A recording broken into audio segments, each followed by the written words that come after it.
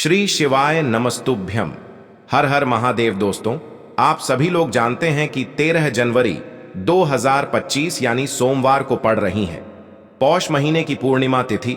और दोस्तों, ये वो तिथि है जो पौष मास में पड़ने वाली सबसे बड़ी तिथि है, क्योंकि यह सोमवार के दिन पड़ रही है और इसका बहुत ही बड़ा और विशेष महत्व होता है। पूज्य गुरु जी ने कहा है कि अगर कभी भी मौका लग जाए और पौष महीने की पूर्णिमा तिथि सोमवार को पड़ जाए तो आप लोगों को 11 चावल के दाने वाला उपाय तो अवश्य ही करना चाहिए।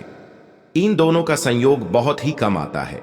इसी के साथ में गुरु जी ने अपनी शिव पुराण कथा में बताया है कि इस दिन आपको 11 चावल दाने का उपाय तो आपको अवश्य ही करना चाहिए, क्योंकि ऐसा दिन पूरे साल में सिर्फ एक ही बार आता है। और दोस्तों, आप सभी लोग जानते हो, सोमवार पूर्णिमा का अगर सबसे बड़ा कोई उपाय है तो वो 11 चावल के दाने वाला उपाय है। तो दोस्तों, इस सोमवार पूर्णिमा के दिन आप लोगों को इस 11 चावल दाने वाले उपाय को जरूर करना है। बहुत सारे लोग होंगे जिन लोगों ने इस उपाय को ना किया हो, मतलब पूरा साल निकल गया, उन्होंने किसी भी दिन इस 11 चावल दाने वाले उपाय को ना किया हो। पर दोस्तों, आपके पास एक आखिरी मौका बचा हुआ है जो कि 13 जनवरी के दिन है। तो इस दिन आप लोगों को इस वाले उपाय को जरूर कर लेना है। भले ही आपने पूरे महीने भर इस उपाय को ना किया हो, पर अगर आपने इस पौष महीने के सोमवार के दिन अगर इस वाले उपाय को कर लिया तो आपको इस उपाय को करने का वो फल मिलेगा जिसकी आपने कभी कल्पना भी नहीं करी होगी। इसीलिए आप लोग इस वाले उपाय को एक बार जरूर कर लेना है, ताकि आप लोगों के हाथ से यह मौका ना जा सके और आपको इस उपाय को करने का फल मिल सके। दोस्तों, यह उपाय पंडित जी ने अपनी अभी की ही श्री शिव महापुराण की कथा में बताया है। जिस उपाय को आज हम आपको बहुत अच्छे से समझाने वाले हैं। इस वीडियो को देखने के बाद इस उपाय को समझने के लिए आपको कोई और वीडियो को देखने की जरूरत नहीं पड़ेगी। तो चलिए दोस्तों, उपाय को शुरू करते हैं। देखिए, यह इस पौष महीने के सोमवार पूर्णिमा के दिन यह इतना खास होता है, इतना महत्वपूर्ण होता है। देखा गया है कभी कभी बड़े बड़े पूजा पाठ अनुष्ठान से जो मनोकामना पूर्ण नहीं होते, वो पौष महीने के सोमवार के दिन एक छोटे से उपाय करने से ही आपकी मनोकामना पूर्ण हो जाती है। और बहुत सारे लोगों ने इस उपाय को किया भी है और उनको इस उपाय को करने का फल भी जरूर मिला है। अगर आप लोग भी इस उपाय को करना चाहते हैं तो आप इस उपाय को पहले अच्छे से समझ लेना, सुन लेना, उसके बाद करना। आपको इस उपाय का फल जरूर मिलेगा।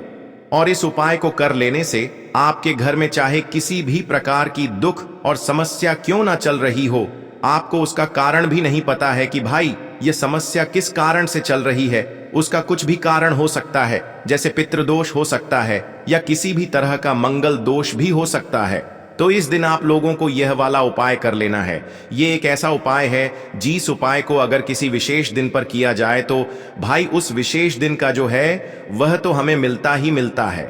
पर हमने उस दिन पर इस उपाय को किया है तो हमें उससे भी बड़ा फल मिलता है और फल बहुत जल्दी मिलता है। लेकिन उससे पहले आप लोगों को यह जानना आवश्यक है कि आखिर यह उपाय किस समय करना है, किसको करना है और कैसे करना है। तो चलिए, हम आगे आपको वीडियो में एक एक करके बता देते हैं। लेकिन उससे पहले अगर आप लोग हमारे चैनल पर पहली बार आए हैं या फिर मेरी आवाज आज पहली बार सुन रहे हैं तो हमारे चैनल को सब्सक्राइब जरूर कर लेना और इस वीडियो को लाइक करके कमेंट बॉक्स में श्री शिवाय नमस्तुभ्यम ओम नम शिवाय जरूर टाइप कर देना। तो दोस्तों, इस 11 चावल के दाने वाले उपाय को हमें इस सोमवार पूर्णिमा के दिन कैसे करना है, किसको करना है, किस समय करना है और कहां पर करना है, ये सारे सवालों के जवाब आपको इस वीडियो में मिल जाएंगे। और जो ये वीडियो देखेगा भाई, उसको 11 चावल दाने का उपाय जरूर करना चाहिए, क्योंकि इस दिन एक चावल दाने का भी बहुत ही बड़ा और विशेष महत्व होता है। और जब बात आ जाए 11 चावल के दाने की तो ये सोने पे सुहागा वाली बात हो जाती है और ये एक बहुत ही बड़ा उपाय हो जाता है इस सोमवार पूर्णिमा का। तो अब दोस्तों, इस 11 चावल के दाने वाले उपाय को आखिर करना किसको है, सबसे पहले हम लोग वो बात जान लेते हैं। तो देखो, घर की जो बड़ी माताएं बहनें होती हैं, उन माताओं बहनों में से कोई भी एक बड़ी माता बहन इस वाले उपाय को कर सकती है। और दोस्तों, अगर आप चाहें तो अपने घर में से सभी सदस्यों को भी इस उपाय को करवा सकते हैं। अगर किसी व्यक्ति की खुद की कोई मनोकामना है, खुद की कोई दुख और परेशानी है जो कि वह अपने लिए ही करना चाहता है, इस वाले उपाय को तो वह खुद अपने लिए भी कर सकता है। बाकी अगर कोई घर में से ऐसा है जो कि अपने पूरे घर परिवार की सुख और शांति के लिए ये वाला उपाय करना चाहता है, तो भाई वह भी कर सकता है, उसमें भी कोई दिक्कत वाली बात नहीं है। कहने का मतलब ये है कि इस उपाय को हर एक सदस्य भी कर सकता है और पूरे घर परिवार के सदस्य के लिए घर की बड़ी माताओं बहनों में से कोई एक माता बहन भी कर सकती है। माताएं बहनें अगर घर में उपस्थित न हो या वो यह वाला उपाय न कर पा रही हो, तो फिर घर का कोई बड़ा सदस्य भी इस 11 चावल के दाने वाले उपाय को कर सकता है, चाहे फिर वह पुरुष ही क्यों ना हो, उसमें कोई भी दिक्कत वाली बात नहीं है। अब दोस्तों, इस 11 चावल के दाने वाले उपाय को हमें करना कहां पर है? हमें इसे शिव जी के मंदिर में जाकर करना है। बहुत सारे लोग प्रश्न करते हैं हर एक उपाय को करते समय क्या हम इस उपाय को घर पर कर सकते हैं? तो इस वाले उपाय को आप घर पर नहीं कर सकते हो। इस वाले उपाय को करने के लिए आपको शिव जी के मंदिर ही जाना पड़ेगा। उसके बाद में दोस्तों जो अगला प्रश्न निकल कर आता है वो यह आता है इस उपाय को लेकर कि आखिर इस उपाय को हमें किस समय करना है, सुबह के समय करना है कि शाम के समय करना है। तो देखो, इस वाले उपाय को आप लोग सुबह के समय भी कर सकते हो और शाम के समय प्रदोष काल में भी कर सकते हो। अब अगर आप पूछो कि भाई सबसे उत्तम समय कौन सा रहेगा इस 11 चावल के दाने वाले उपाय को करने का, तो हम आपसे बस यही कहेंगे कि इस उपाय को आप सुबह के समय करेंगे तो ज्यादा बेहतर होगा। बाकी अगर प्रदोष काल शाम के समय भी करेंगे तो भी अच्छा होगा, उसमें कोई भी दिक्कत वाली बात नहीं है। तो अब दोस्तों जो अगली सबसे बड़ी और महत्वपूर्ण बात आती है वो यह आती है कि सुबह अगर हम उपाय को करेंगे तो हमें कितने बजे से लेकर कितने बजे तक के बीच में करना है, और शाम के समय प्रदोष काल में करेंगे तो हमें कितने बजे से लेकर कितने बजे के बीच में करना है। तो देखो, सुबह जितनी जल्दी हो सके आप उपाय को करने की कोशिश करना। बाकी अगर किसी कारणवश लेट भी हो जाओ, थोड़ी देर भी हो जाए, तो 10 या 11 बजे तक भी आप उपाय कर लेना, पर 12 बजे से ज्यादा देरी ना हो, ठीक है? इस बात का ध्यान रखना। उसके बाद में दोस्तों अगर शाम के समय प्रदोष काल की बात करें, प्रदोष काल का जो समय है होता है वो शाम के 6 बजे से शुरू हो जाता है। मतलब शाम के 6 बजे से लेकर 7 बजे के बीच का जो समय होता है ये समय प्रदोष काल का समय होता है। पर अभी जो मौसम चल रहा है इस मौसम में जो है शाम बहुत देरी से होती है, तो आप इस उपाय को 7 या 8 बजे के बीच में भी कर सकते हो। मतलब शाम के 6 बजे से रात 8 बजे के बीच में आप कभी भी इस वाले उपाय को कर सकते हो, उसमें कोई भी दिक्कत वाली बात नहीं है। अब दोस्तों यहां पर इस उपाय को लेकर एक और सबसे बड़ी बात यह निकल कर आती है कि इस 11 चावल के दानों को हमें लेना कहां से होता है, और हमें इस उपाय को करने के साथ में क्या और कुछ भी सामग्री ऐसी होती है जो शिव जी के मंदिर लेकर जानी पड़ती है। तो देखो यहां पर हम आपको बता दें, सबसे पहले आप लोग ये जान लो कि यह जो 11 चावल के दाने वाला उपाय है, सिर्फ और सिर्फ आप उपाय की सामग्री लेकर कभी भी शिव जी के मंदिर मत जाना, क्योंकि हमें भगवान के सामने यह नहीं दर्शाना है कि अगर हम भगवान शिव जी के मंदिर आए हैं तो अपने फायदे के लिए आए हैं। तो इसलिए जो भी पूजन सामग्री है उपाय सामग्री है। 11 चावल के दाने, इसके साथ में आपको पूजन सामग्री भी जरूर लेकर जाना है। देखो, अगर सुबह के समय उपाय कर रहे हो तो सीधी सी बात है, 1 लोटा जल तो आप लेकर जाओगे ही जाओगे। वही 1 लोटा जल अगर मिट्टी का जल हो तो बहुत अच्छा रहेगा। मिट्टी का जल कैसे बनाया जाता है इसके लिए हमने पहले से बहुत सारी वीडियोस बना दी है। आपके पास इस दिन एक आखिरी मौका रहेगा मिट्टी का जल शिव जी पर चढ़ाने का और उपाय को करने का। बहुत बड़ा आपको इस दिन फल मिलेगा। तो इसलिए इस दिन हो सके तो भाई मिट्टी का जल चढ़ाना, तो अपने साथ में कम से कम 1 लोटा जल तो आपको लेकर जाना ही जाना है।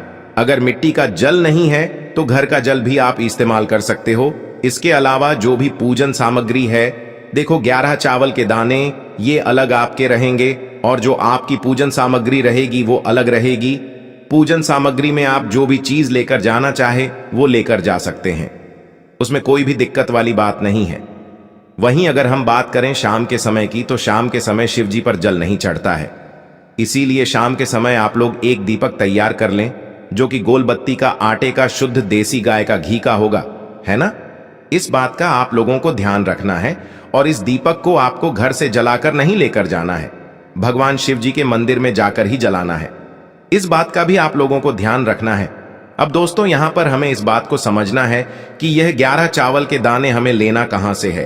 क्या हमें दुकान से लेकर आना है, या हमें अपने घर से लेना है, या कहां से लेकर आना है, और कौन से चावल लेना है, क्योंकि चावल भी बहुत प्रकार के होते हैं। तो देखो, इन सभी सवालों के जवाब आप लोग एक बात में सुन लो कि भाई ये जो उपाय है, इस उपाय में आपको ये नहीं देखना है कि भाई कौन से चावल है, कौन से चावल नहीं है। बस जो भी चावल ले रहे हो वो चावल का दाना सबूत होना चाहिए, मतलब साबुत होना चाहिए, टूटा हुआ नहीं होना चाहिए, कटा पिटा नहीं होना चाहिए। ये बात आपको ध्यान रखना है। बाकी आपका चावल बासमती हो या सादा चावल हो या कोई सा भी चावल हो, उसमें कोई भी दिक्कत वाली बात नहीं है। तो सीधी सी बात है कि आपके घर के रसोई घर में जहां पर आप भोजन बनाते हो, वहां पर जो भी चावल आपके उपस्थित हो, उन चावलों में से अपनी एक कटोरी भर लेना या एक मुट्ठी चावल अलग से निकाल कर रख लेना, क्योंकि हम 11 चावल ही यहाँ पर इस उपाय में लेने वाले हैं। तो हमें यह चावल के दाने गिनकर निकालने पड़ेंगे। इस बात का आप लोगों को ध्यान रखना है।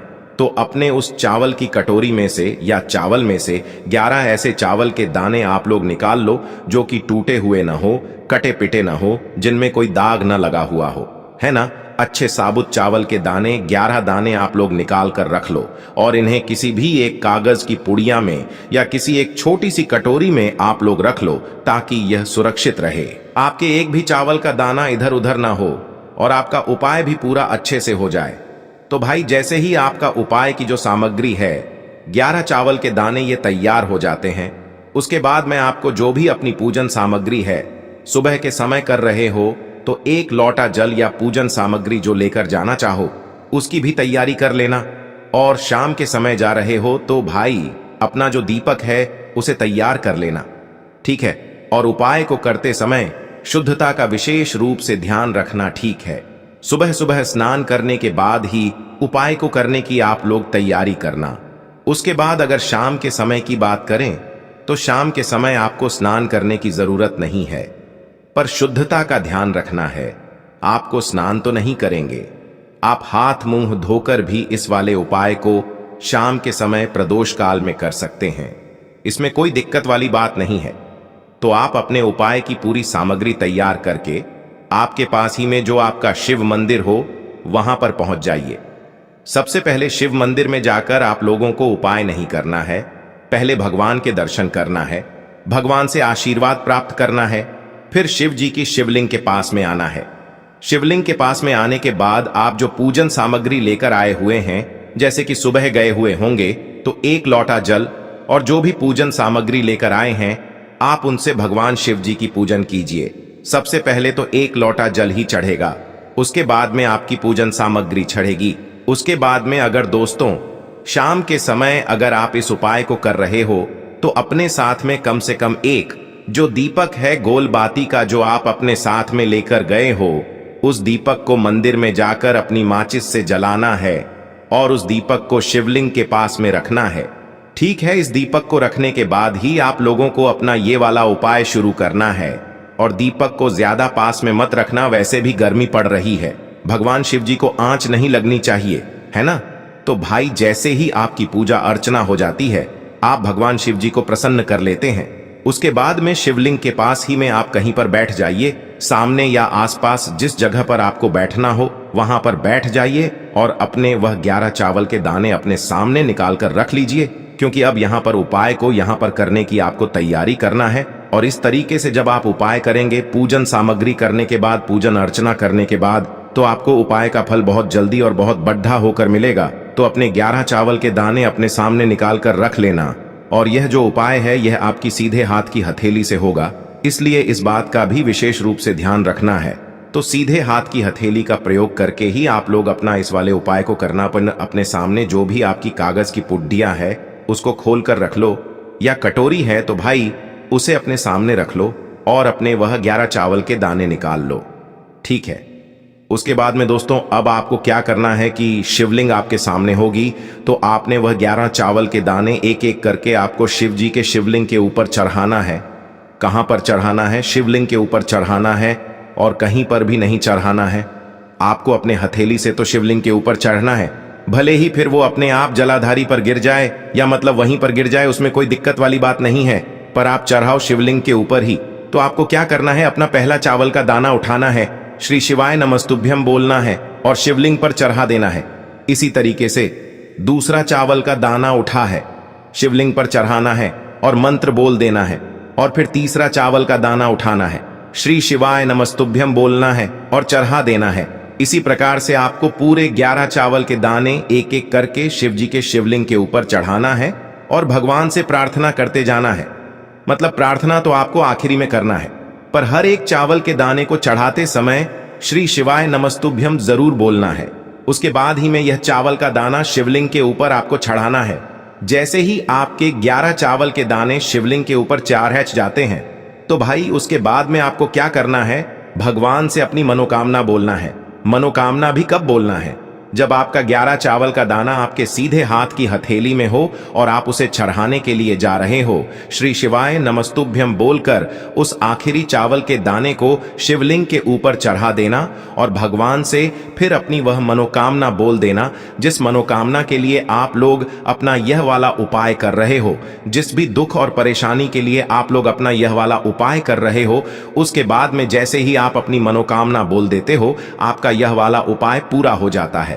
पर दोस्तों, उपाय को करने के बाद आप लोगों को 2 मिनट भगवान शिव जी के मंत्र का जाप जरूर करना है और मंत्र का जाप करने के बाद भगवान से एक और बार प्रार्थना करना है अपनी मनोकामना के लिए या अपनी जो भी दुख और परेशानी है उसके लिए। इसके बाद में आप लोग भगवान को देखकर भगवान से प्रार्थना करके उनसे आशीर्वाद लेकर वहां से उठ सकते हैं और अपने घर पर जा सकते हैं। बस दोस्तों, यहां पर यह वाला उपाय पूरा हो जाता है। इस तरीके से जो भी व्यक्ति छोटी छोटी चीजों का ध्यान रखते हुए इस 11 चावल के दाने वाले उपाय को करेगा, निश्चित सी बात है उसे उसकी मनोकामना जल्द ही पूर्ण होगी और जो भी दुख और परेशानी है वो भी बहुत ही जल्दी दूर होंगे। और दोस्तों, अगर आपको हमारी ये वीडियो पसंद आई हो तो हमारे इस वीडियो को लाइक और चैनल को सब्सक्राइब जरूर करें। हर हर महादेव, ओम नमः शिवाय।